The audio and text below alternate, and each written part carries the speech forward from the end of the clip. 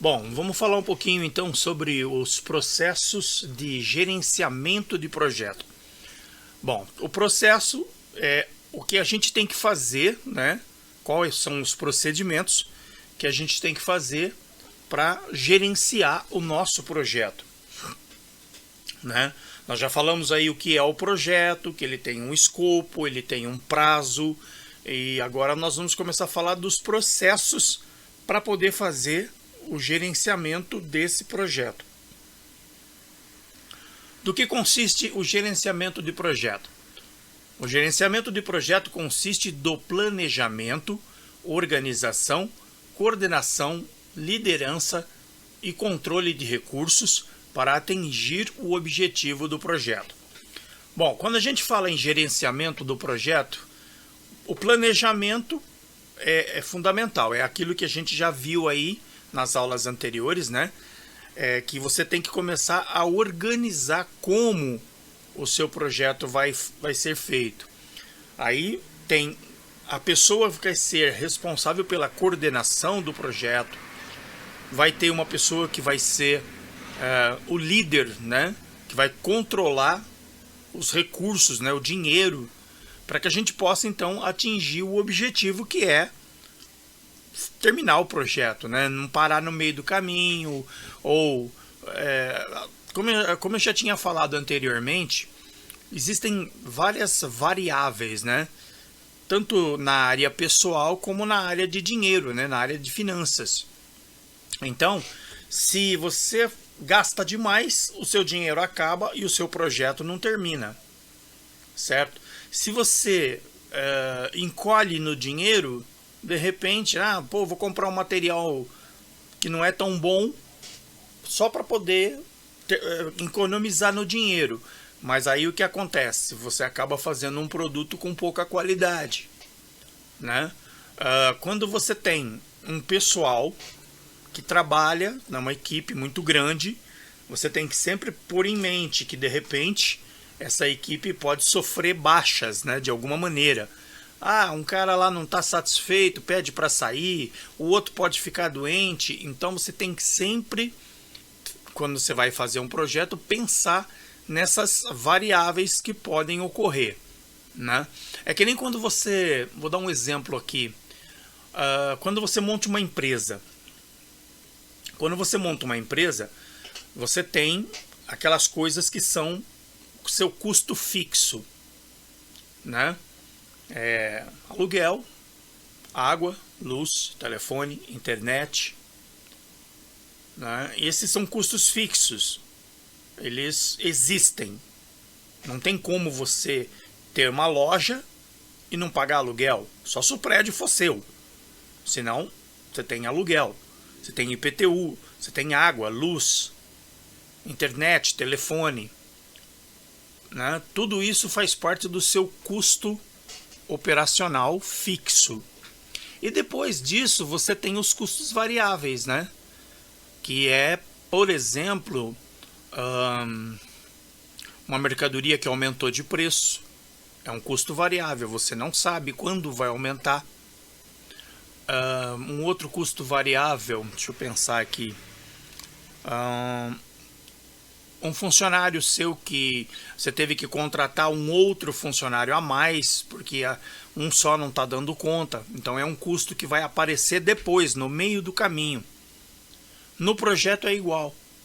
Você começa o projeto estimando que ele vai ter um custo de, sei lá, X mil, né? E de repente esse projeto começa a engordar de custo. Porque teve que comprar um software que não tinha, teve que contratar um especialista lá em banco de dados, entende? São coisas que você não esperava, não planejou que teria. Então, o ideal é sempre quando você começa o projeto, é você pensar em todas essas variáveis, né? Então, vamos lá. E como é o processo? O processo de gerenciamento de projetos envolve o planejamento do trabalho, estabelecendo um plano. É o que eu acabei de dizer, você vai traçar um plano de como a gente vai fazer, em quantos dias isso vai ser feito, como serão as formas de entrega, para que as pessoas que estão envolvidas diretamente no projeto, elas saibam como é que a coisa vai andar. Ah, que dia que vai receber o pagamento? Tal dia. Que dia que o cliente vai pagar? Ah, o cliente vai pagar a gente mediante as entregas, né? Então tudo isso é estabelecido num documento, tá? Então aqui são alguns passos, vamos assim dizer, que a gente tem que ter, né? São os processos de planejamento. Bom, primeiro de tudo, vamos estabelecer o objetivo do projeto, né? Como é que nós vamos começar isso? Qual vai ser a maneira que nós vamos adotar? Vai ser um modelo cascata? Vai ser um modelo ágil? Que jeito nós vamos fazer? Vamos planejar, né? Vamos estabelecer qual é o objetivo. Bom, o objetivo do meu projeto é construir uma casa. Então, muito bem. Primeiro, para mim construir uma casa, eu preciso do quê? Eu preciso de um terreno. Depois, eu preciso de dinheiro para o material. Depois, eu preciso ver a mão de obra, né? E aí, a gente incorre naquelas variáveis que eu falei. De repente, o pedreiro que você contrata é um péssimo profissional, vem, trabalha uma semana, pega teu dinheiro e vai embora. Aí você tem que contratar outro pedreiro. Aí isso atrasa o seu projeto, porque até você contratar outro, sua obra ficou parada. Seu projeto ficou parado, né? Definir o escopo. O escopo é o que nós vamos fazer. Porque, por exemplo, na construção de uma casa, você pode definir vários escopos. Bom, o escopo agora é adquirir um terreno.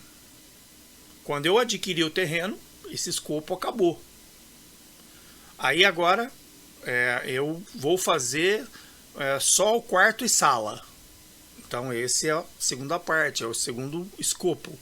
Agora eu vou fazer o outro quarto e o banheiro e a suíte. São os escopos que você pode definir todos de uma vez dentro do projeto, mas você pode ir definindo, olha, nesse prazo nós vamos fazer isso. No próximo prazo vamos fazer outra coisa.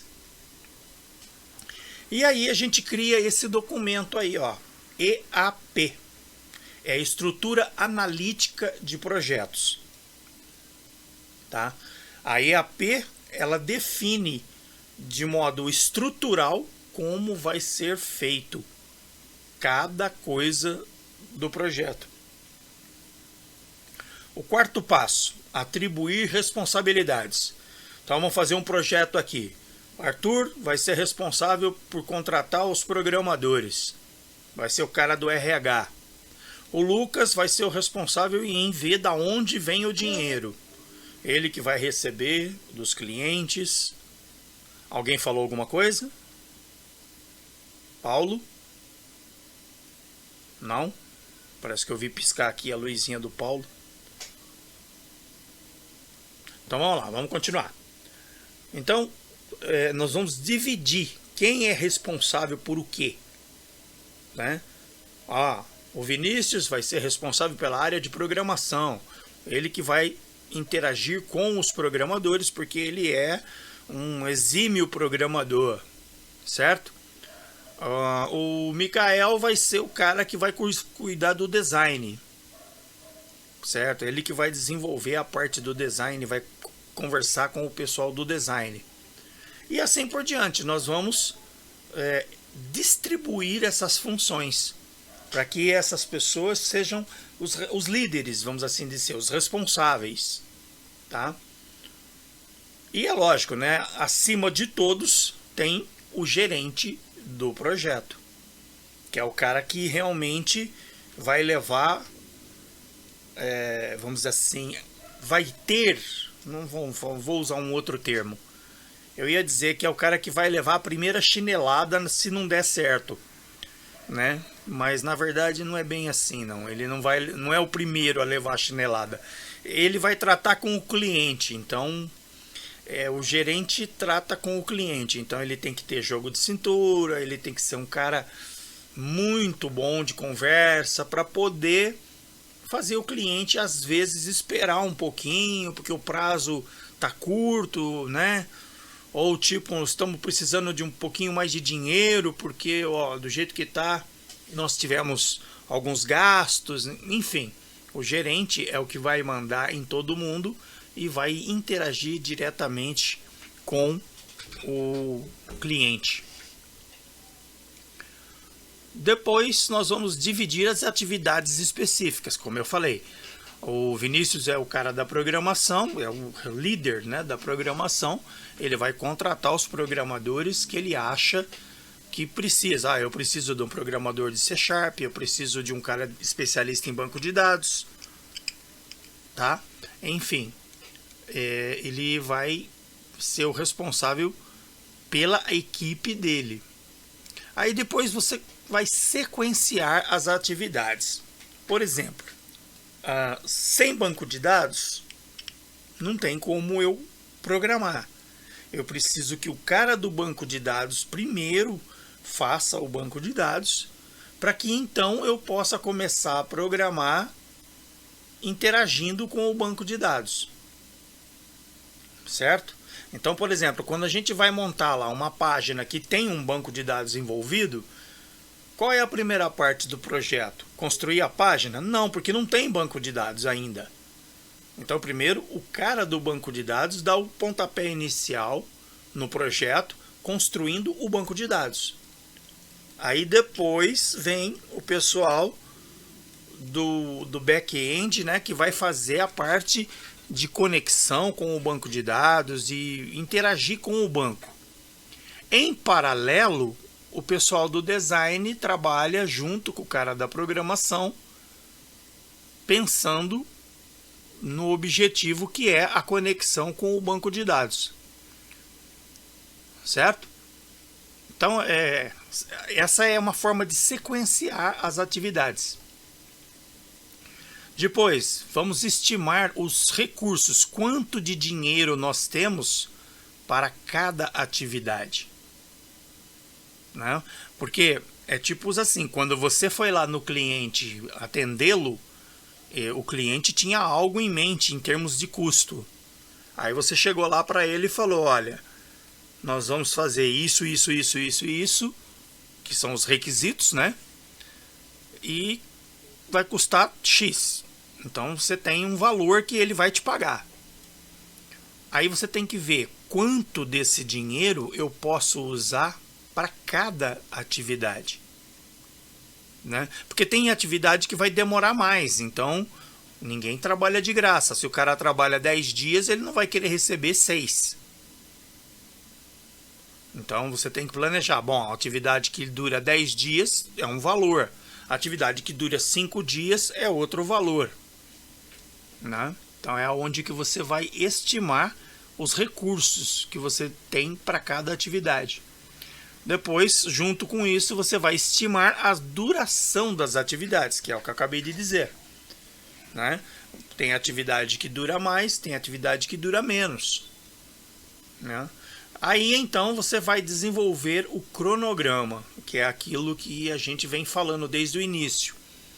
Né?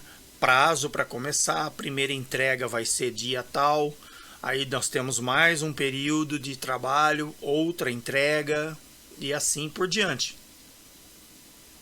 Isso é o seu cronograma. Né? Aí depois você vai estimar os custos das atividades.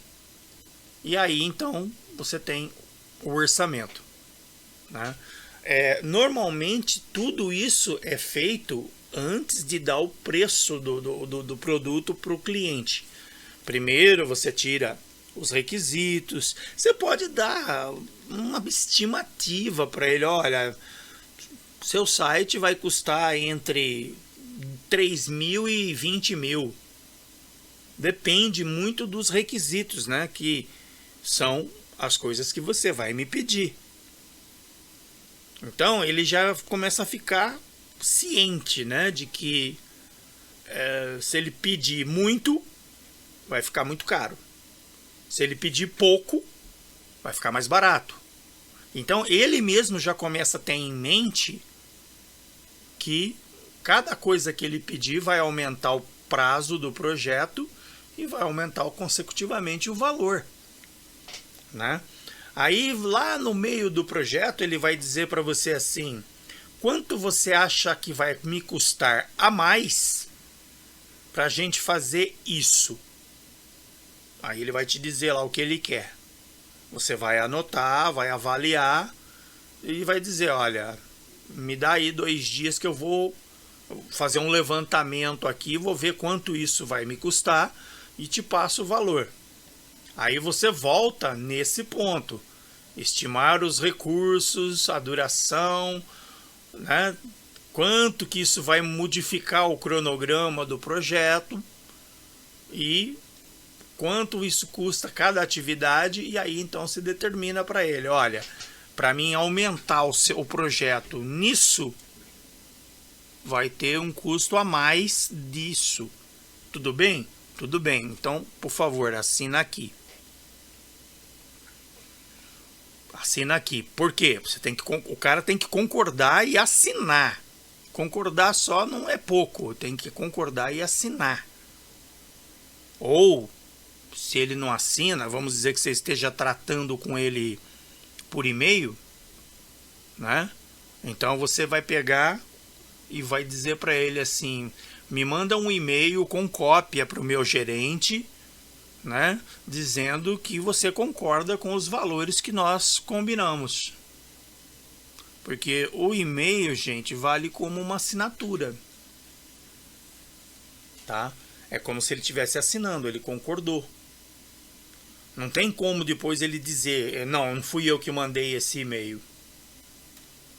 Ele pode até dizer: mas isso está provado, veio da caixa dele. Vocês conversaram o assunto, não é um e-mail, às vezes são 2, 3, então estão tudo aninhado com o outro. Então tem todo um assunto ali, não tem como negar, né? Por isso que é muito importante tomar cuidado com o que você escreve no e-mail, porque é válido como prova, né? Bom, aí aqui está um pouquinho esmiuçado agora, né? Tipo Jack Stripador, né? Por partes. Tudo aquilo que a gente falou lá. Estabelecer o objetivo, obter o acordo do patrocinador, né? Tem que fazer aquele contratinho, né? Para fazer vai custar mais ou menos isso, né? Vou poder te dar um orçamento mais verdadeiro quando eu tiver todos os dados do projeto. Porque uma coisa é você chegar para o pedreiro e dizer assim para ele: faz uma casa para mim. Quanto fica pra você fazer uma casa para mim? O pedreiro vai dizer: mas peraí, que casa? Uma casa. Com telhado, com muro, com porta, com janela. Mas peraí, mas quantos cômodos? Tá. 2 quartos, sala, cozinha, banheiro. Vocês percebem como muda? A história, uma casa é uma coisa. Uma casa com 2 quartos, sala, cozinha, banheiro, suíte é outra coisa. Tá? Então, isso é o projeto. Aí depois você chega para ele e começa, né, lá no meio do projeto, você fala para ele: olha, não esquece, tá? Eu quero massa corrida em todas as paredes. Mas peraí, você não falou isso para mim no começo, você falou que você queria uma casa. Até onde eu entendo, uma casa é parede rebocada. Não tem massa corrida. Não, mas eu quero massa corrida, porque eu vi lá na casa do meu irmão e lá é tudo massa corrida. E ficou lindo. Tá bom, então aí vai custar X a mais pela massa corrida. Porque é trabalho. Depois de rebocar, o cara vai ter que passar a massa corrida, lixar. Certo? Aí Passado mais um tempo, você fala, pô, mas eu queria uma piscina no quintal. Eu já até fui ver o preço da piscina, mas pô, para colocar a piscina lá tem que cavar o buraco, tem que fazer ligação de cano, esgoto. Então vai aumentar o projeto em prazo, porque não é só chegar com a piscina de plástico lá hoje, né? Aquelas que a gente compra e pum, jogar lá em cima da terra. Tem que cavar o buraco, tem que fazer todo o assentamento com areia tal, para poder colocar a piscina lá dentro. Então, cada coisa que vai se pedindo no decorrer do projeto demanda custo, muda o escopo, muda o cronograma, muda o prazo, né? Tudo isso altera. Às vezes você começa um projetinho e no final da história você acabou construindo um shopping center. Era para fazer só uma lojinha de vender salsicha. E aí você acabou fazendo um shopping center. Porque a coisa vai crescendo, né? Você tem dinheiro, você vai falando pro cara, ó, faz isso. Ah, eu queria aquilo agora. Ah, quero aquilo, né? Mas como eu disse sempre, procure definir isso documentadamente, para que não exista depois eu não falei isso, não foi bem assim, você não me entendeu, né? Tem tudo isso. Então, define-se o escopo, né? Você inclui os requisitos, define as tarefas, lista as entregas, quando serão, os critérios de aceitação. Aí então você cria a EAP, que é o diagrama de estrutura hierárquica, né? É uma espécie de uma decomposição do escopo em elementos de trabalho a serem executados pela equipe. Certo? Alguém tem alguma pergunta?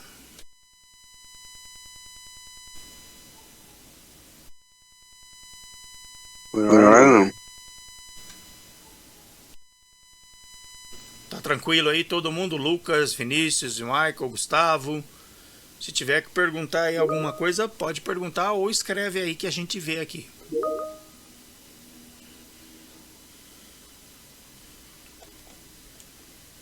Beleza? Podemos continuar?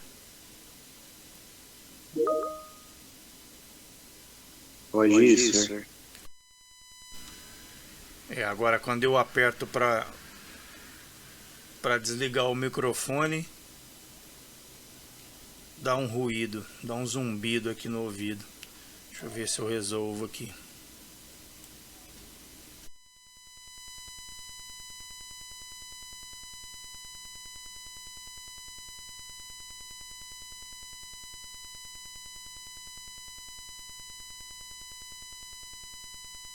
Espero que eu escute vocês agora, né? Porque eu abaixei aqui um pouco, né? Entrou mais alguém aí? Boa noite para quem acabou de entrar, né? Deixa eu ver aqui.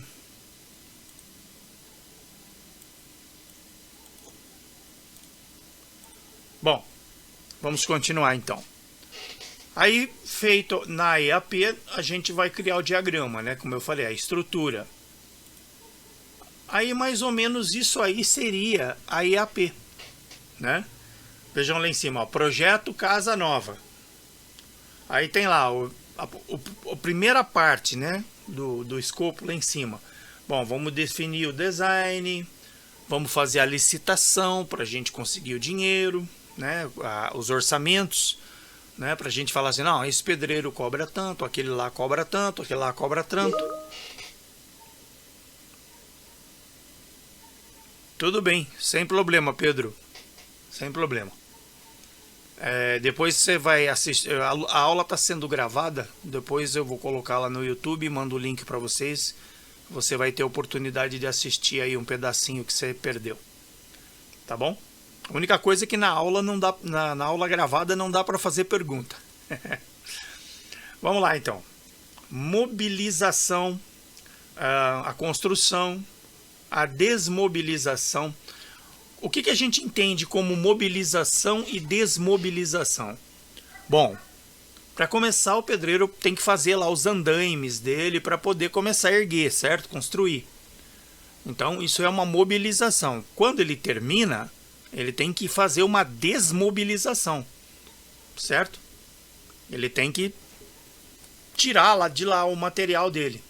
Então, por exemplo, ó, se você olhar ali na mobilização, é a preparação do canteiro, né? Ele vai fazer lá o alicerce, vai fazer as marcações, né?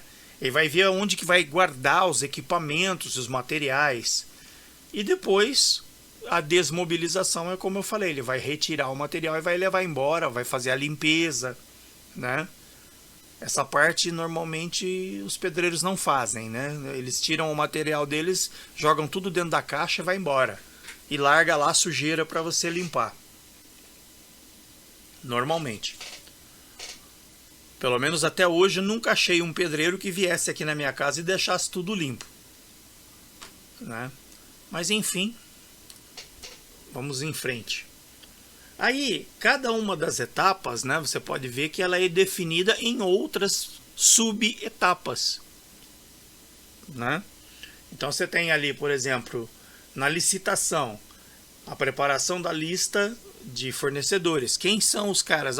De qual material de construção eu vou comprar? Ah, vou comprar daquele da esquina, vou comprar do Casa e Construção, vou comprar na Leroy Merlin. Onde que eu vou comprar? Você vai ver quem tem o melhor preço, né? Aí depois a solicitação de propostas, né? Você pode ver na sua licitação, né? Olha, estou precisando de tal material. Você manda a proposta e o pessoal responde, olha, para mim te vender esse material custa tanto. É uma espécie de um orçamento. Aí você analisa as propostas e aí então você seleciona o fornecedor que você vai comprar.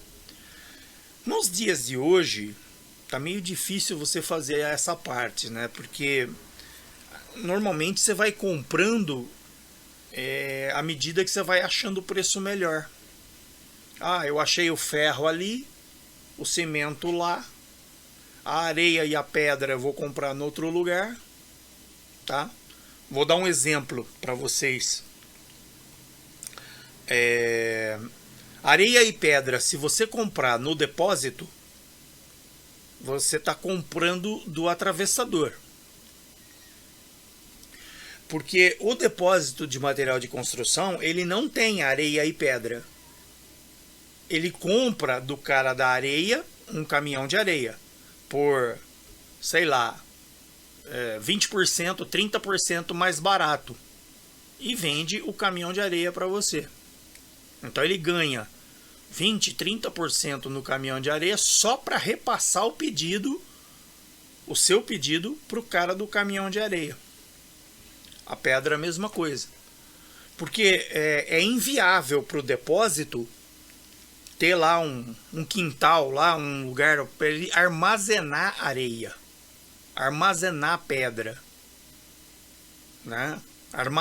Tijolo ainda alguns depósitos costumam armazenar, porque eles conseguem comprar num preço bom e armazena.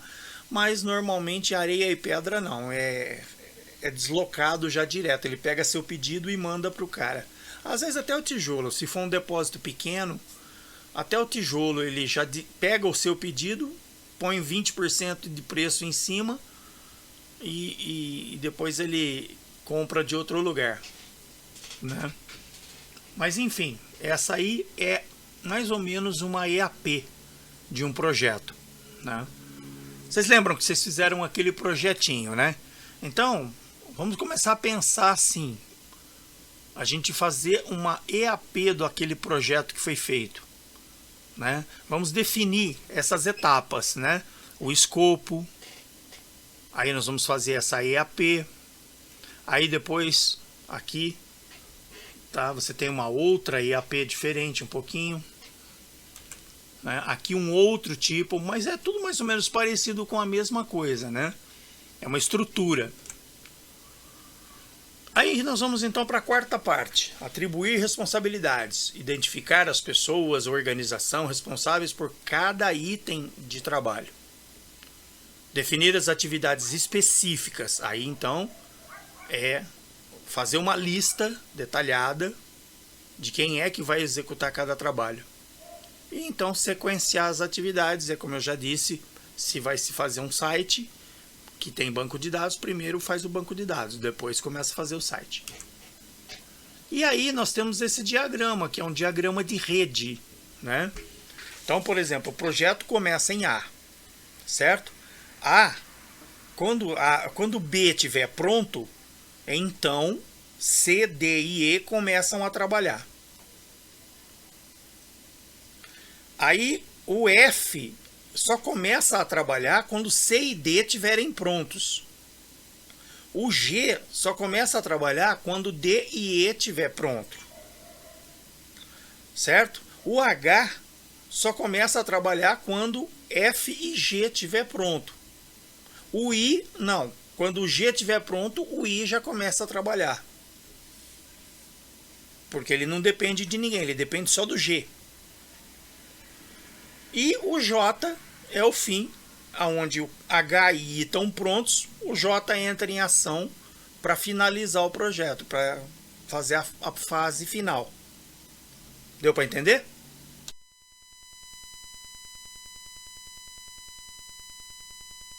Sim, acho que deu para entender. Tá, depois eu vou mostrar para vocês, não hoje, mas eu vou mostrar para vocês como é que a gente pega isso, monta essa grade com dias, tá? Para você poder estabelecer para o cliente, né? Para você estabelecer para o cliente quanto vai ser, em quantos dias vai levar para você poder fazer a primeira entrega, por exemplo, né? Por exemplo, vamos dizer que a primeira entrega fosse quando C, D e E estivesse pronto. Então, tem um prazo de A até C, D e E, tem um prazo. Na verdade, tem um prazo de A para B e de B para C, D e E. Né? Porque, pensa só, todo mundo aí faz parte do projeto. Então, vamos imaginar que começamos o projeto no dia 1º de janeiro. C, D e E só vai começar a trabalhar de verdade lá para o dia 10 de fevereiro. Até lá, eles estão ganhando. Mas eles só vão começar a trabalhar em 10 de fevereiro. Certo? Mas eles estão ganhando. Então, isso na hora dos recursos é dividido o valor também. Ah, mas o cara vai começar a trabalhar só dia 10 de fevereiro, mas até lá ele está ganhando. Beleza?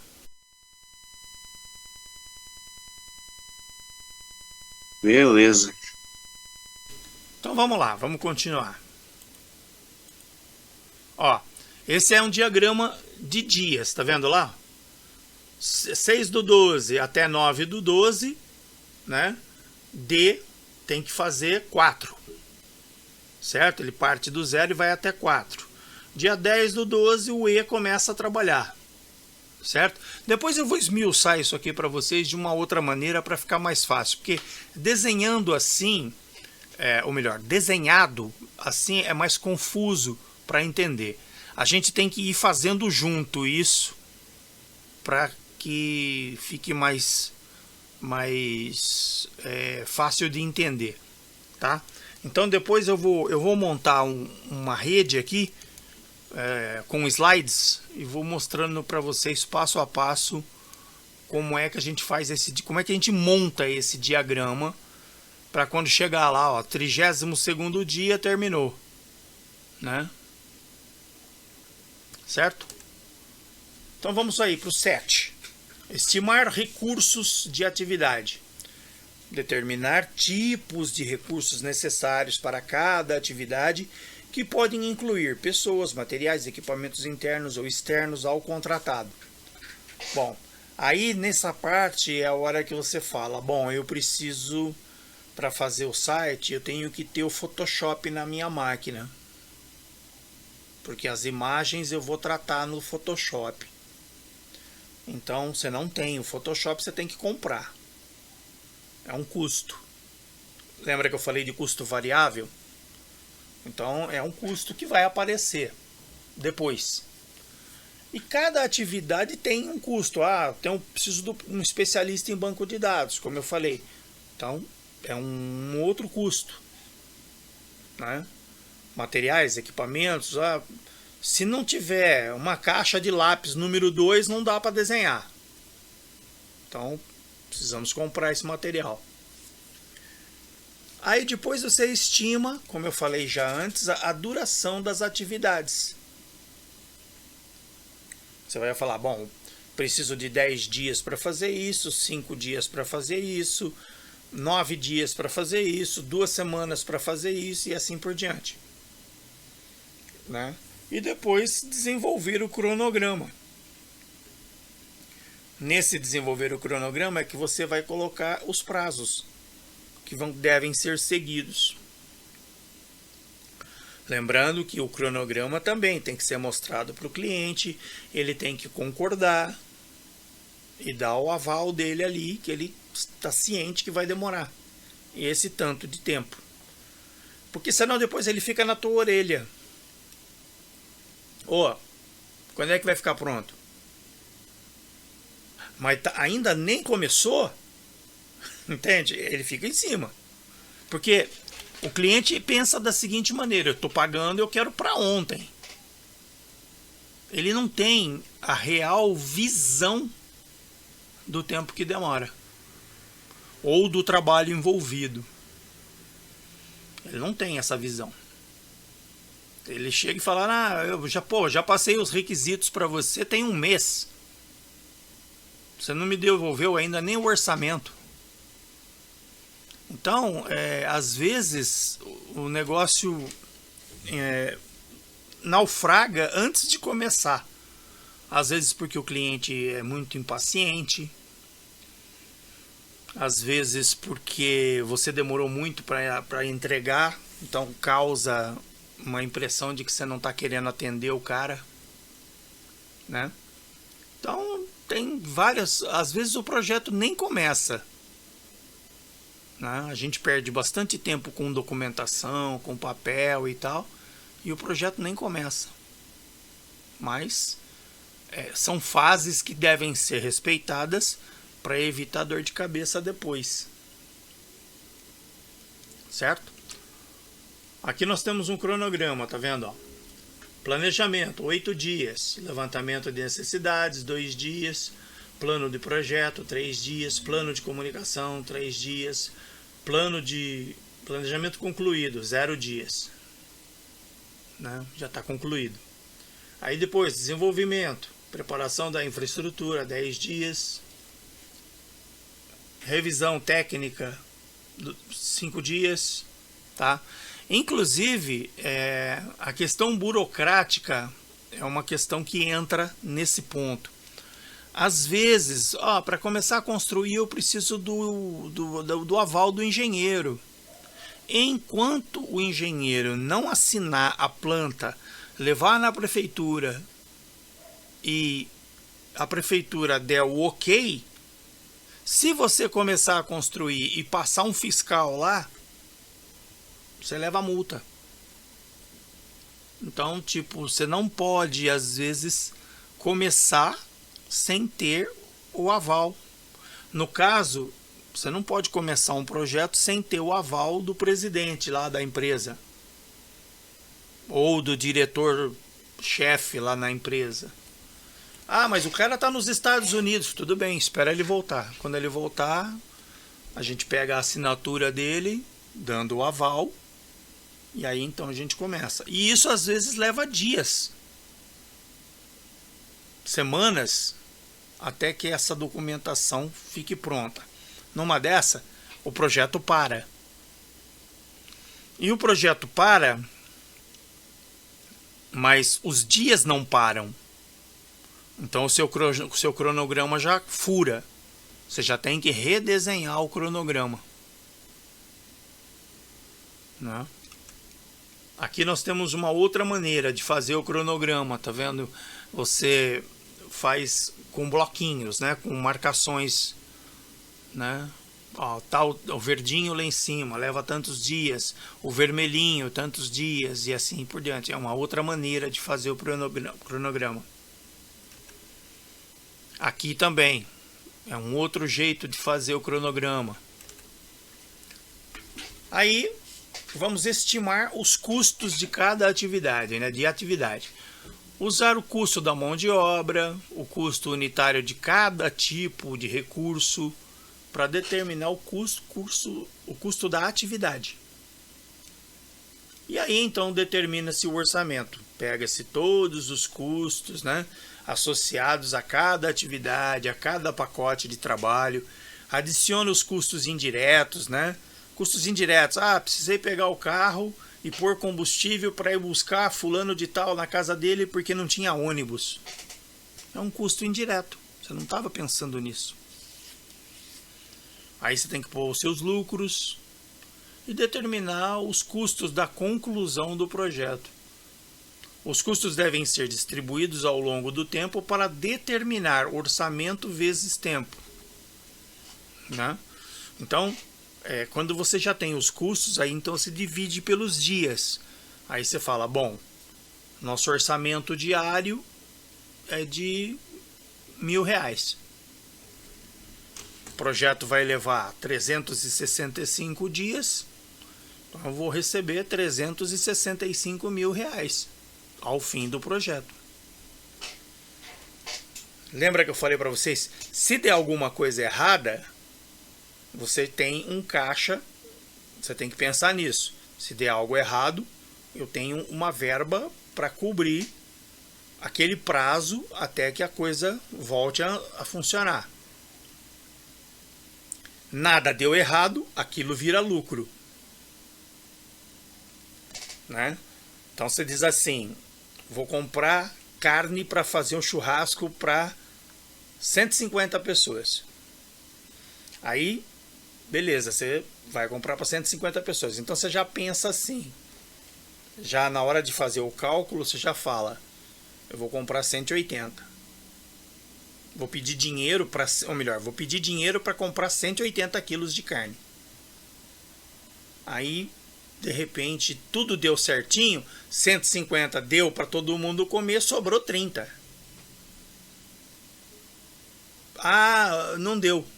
Não deu para todo mundo comer. Então, os 150. Então você tem mais 30 de reserva para ir lá buscar mais um pouco de carne e terminar o churrasco. E ninguém vai sair da sua festa dizendo assim, pô, paguei 500 conto para entrar na festa, chegou lá, a carne acabou. No meio da festa a carne acabou. Porque tinha mais gente do que aquilo que você tinha orçado. Quantas vezes você vai numa festa, chega lá, pô, puta festona de casamento, feito no Clube da Hípica, aí em Americana, no caso, faz lá no Clube do Flamengo, né? Não sei se ainda é famoso o Clube do Flamengo como era quando eu morei aí em Americana. Faz 30 anos isso, né? Quase 30 anos. Então, na época o Clube do Flamengo era tudo de bom, né? Ou o Rio Branco, né? Aí o que acontece? Você aluga o salão, faz um casamentão, aí chega no dia da festa, o buffet tinha sido contratado para servir 200 pessoas. Só que de repente apareceram 400. Aí o buffet chega pro noivo e pra noiva e fala, e aí? Posso aumentar o volume da comida? Eu tenho para aumentar. Aí a noiva fala, não, eu só tenho dinheiro para 200 convidados. Tá bom, então, em vez da gente servir 2 cervejas para cada pessoa, a gente serve uma. E assim por diante, né? Por isso que sempre quando você vai, por exemplo, contratar uma festa, que é o seu projeto, você tem que pensar sempre no a mais, nunca no a menos, né? Porque pensando no a mais, às vezes ainda falta, né? Então aí você tem o orçamento na mão, né? De quanto custou. Aí depois você pode traçar os gráficos, né? Você pode fazer um gráfico, ó, o valor real, o valor planejado. Não sei se vocês já observaram, mas sempre quando tem uma obra do governo, um exemplo, construir uma ponte. Pô, eles orçam em 500 mil para fazer a ponte. Se ela não custar 2 milhões, é pouco. Aí o prazo também. Oi, Tiago, boa noite. Você está indo embora ou está chegando?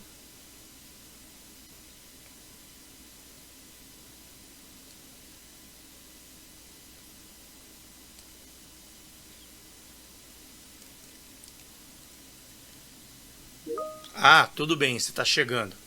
Então tá bom, tranquilo. Depois você assiste o vídeo lá na hora que eu colocar lá. Então, muitas vezes você pega uma obra do governo assim. Ela começa, a ponte custava 500 mil, quando terminou custou 2 milhões. Aí você fala, caramba, mas como? Bom, uma série de coisas, né? Além da roubalheira, é claro, né? Uma série de coisas podem ter acontecido, que atrasou o projeto, teve que trocar o cara que vende o cimento, porque o cara que vende o cimento faliu, não tem mais, então tem que arrumar um outro cara. Aí tem que fazer uma licitação, e isso demanda tempo, ou seja, o projeto ficou parado lá 6 meses, né? E aí então começa, daqui 6 meses começa de novo, depois para.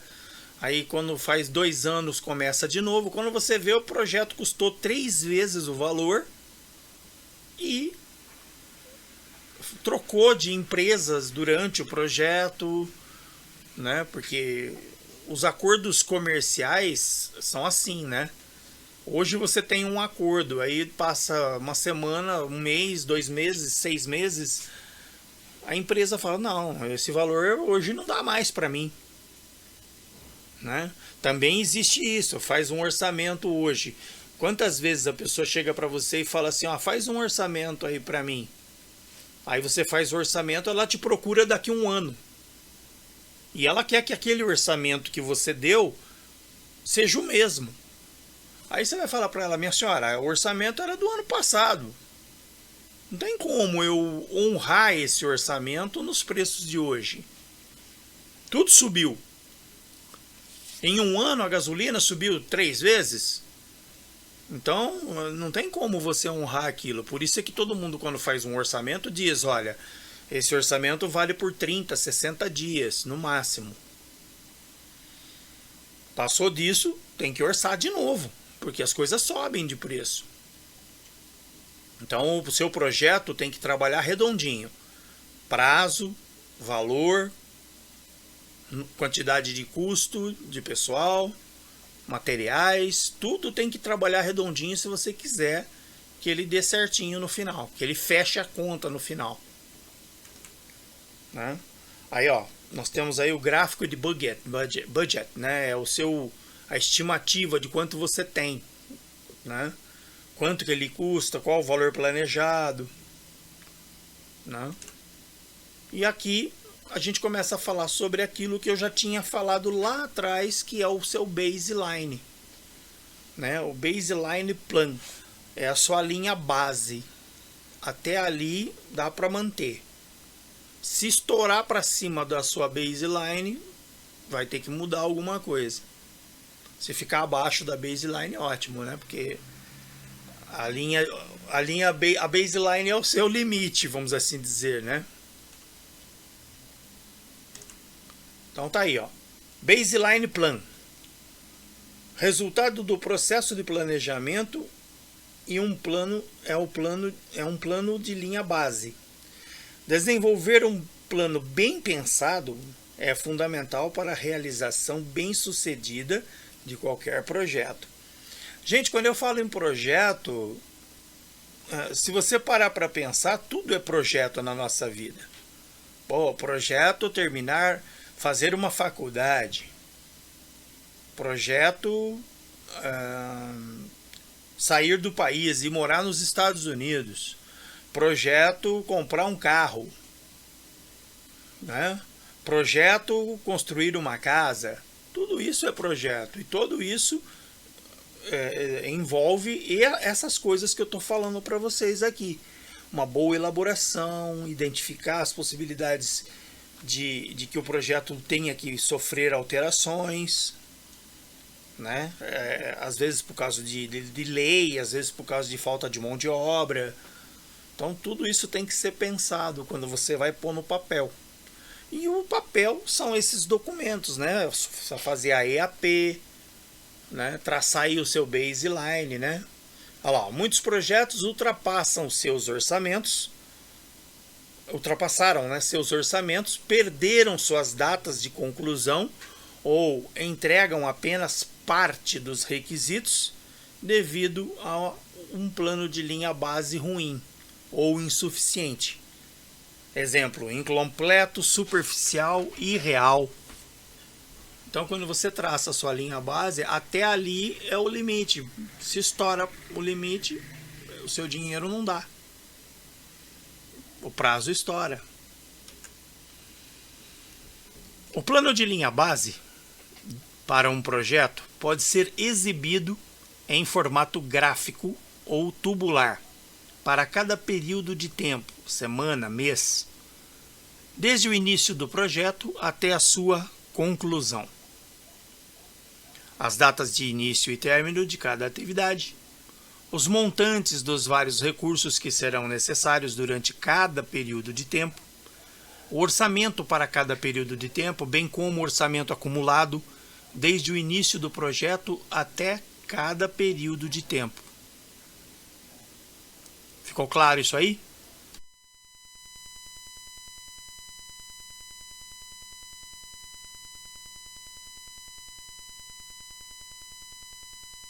Vamos lá, pessoal. Ficou claro? Tem alguma dúvida aí?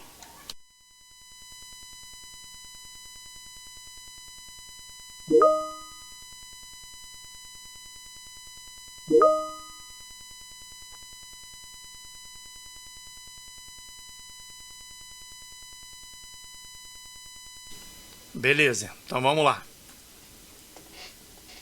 Vamos para o próximo slide aqui.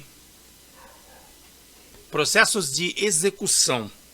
Deixa eu ver aqui. Nós vamos até 19:10. Eu acho que é o seguinte. Acho que valeria a pena a gente fazer um bate-bola aí, né? Eu sei que tem gente que não gosta muito de falar, né? Mas acho que seria bacana se a gente fizesse um bate-bola aí a respeito dessas coisas, né? Alguma coisa que talvez pode ter passado batido. O que vocês acham?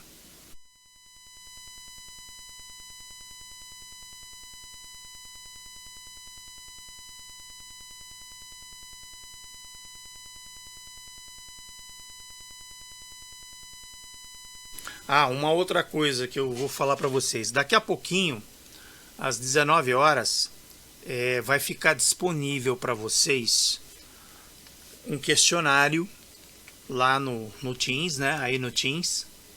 É um questionário que eu preparei de coisas que a gente já viu antes, tá? Então, são acho que 20 perguntas, tá? Então eu gostaria que vocês respondessem, tá? Tá valendo pontuação isso aí, tá bom? Então, não só vai valer pontuação, como vai valer também aprendizado, né? Porque como a gente interrompeu, né? Acho que 2 semanas aí, mais de 2 semanas. Então, eu acho que valeria a pena a gente fazer uma retomada, né? Dessas coisas que a gente já viu. Até porque só para ver se a gente realmente lembra, né? Se realmente a gente aprendeu, tá? É um questionarinho básico, né? 20 perguntas. E eu não vou nem dizer para vocês em que slide tá, porque tá nesse material aí que a gente já viu até aqui, né? Inclusive, eu não sei se esse material aqui eu já mandei para vocês alguma parte. Me digam aí se eu já mandei desse material, se eu já mandei a primeira parte lá até o fechamento, né? Que a gente tinha visto, que era... Deixa eu ver aqui. Até aqui, o fechamento. Eu mandei para vocês esse material, porque se eu não mandei, então eu imprimo novamente e coloco aí no grupo, tá? Queria saber se vocês têm até essa parte aqui, então daí eu imprimo daqui para frente.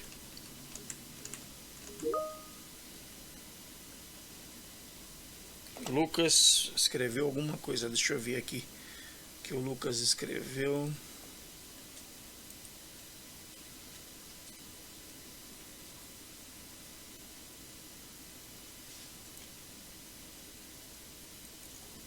Pera aí, deixa eu achar, cadê o Lucas aqui?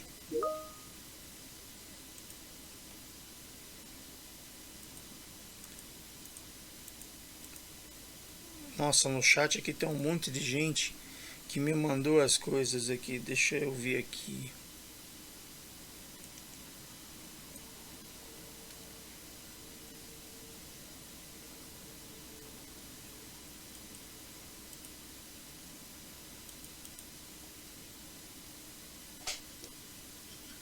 A primeira parte, ela termina no fechamento, Lucas. Ela termina aqui, ó. A primeira parte, ela terminava aqui. Fechamento, quarta fase do ciclo de vida do projeto.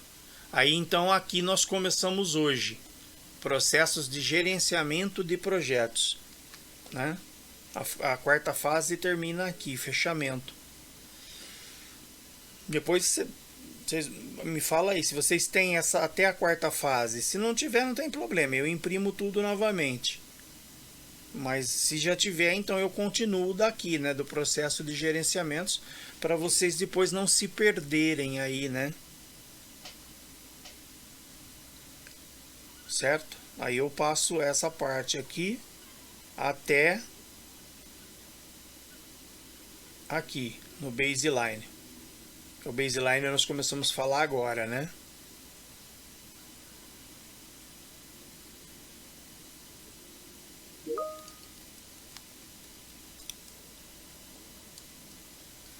Não tem?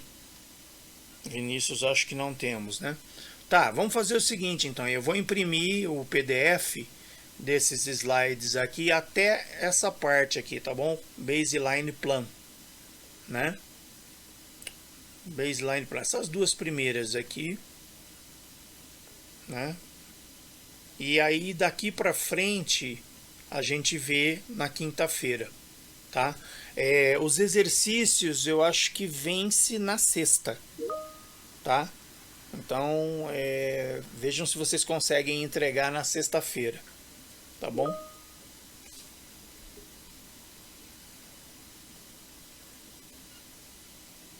Espera aí, não tá dando para abrir o primeiro PDF. Ah, tudo bem, Arthur, sem problema. Mais alguém está tendo problema para abrir o PDF aí ou só o Lucas?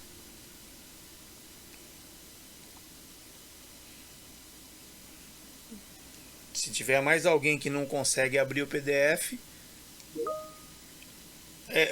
o PDF desse projeto aqui, o Arthur, esse PDF aqui, ó. Eu perguntei aí se já tinha, né? Essa primeira parte até aqui, né? Até em ciclo de vida, fechamento. Eu perguntei, aí o pessoal disse que tem aí, mas o Lucas falou que não consegue abrir. Tem mais alguém que não consegue abrir até aqui? Não tem problema, eu mando de novo, sem problema. Eu imprimo novamente o PDF e mando de novo. Vocês só não deem muita bola aqui no diagrama de rede, porque eu quero fazer uma aula separada desse diagrama de rede, tá? Isso aqui eu quero fazer uma aula separada para explicar passo a passo como é que a gente constrói esse diagrama, tá? Mas a gente para então nessa parte aqui do baseline. Semana que vem não, quinta-feira eu retomo aqui a partir do baseline, falo de novo esse pedacinho aqui e a gente vai daí em diante. Tudo bem? Então, gente, acho que por hoje é só. né? E a gente continua na quinta-feira falando do baseline. Então vou aproveitar esses minutinhos aí que resta dessa aula para poder fazer. Eu vou imprimir os slides aqui e já vou disponibilizar lá para vocês. Beleza, então? Uma boa noite aí para todo mundo e a gente se vê quinta-feira, 17h30.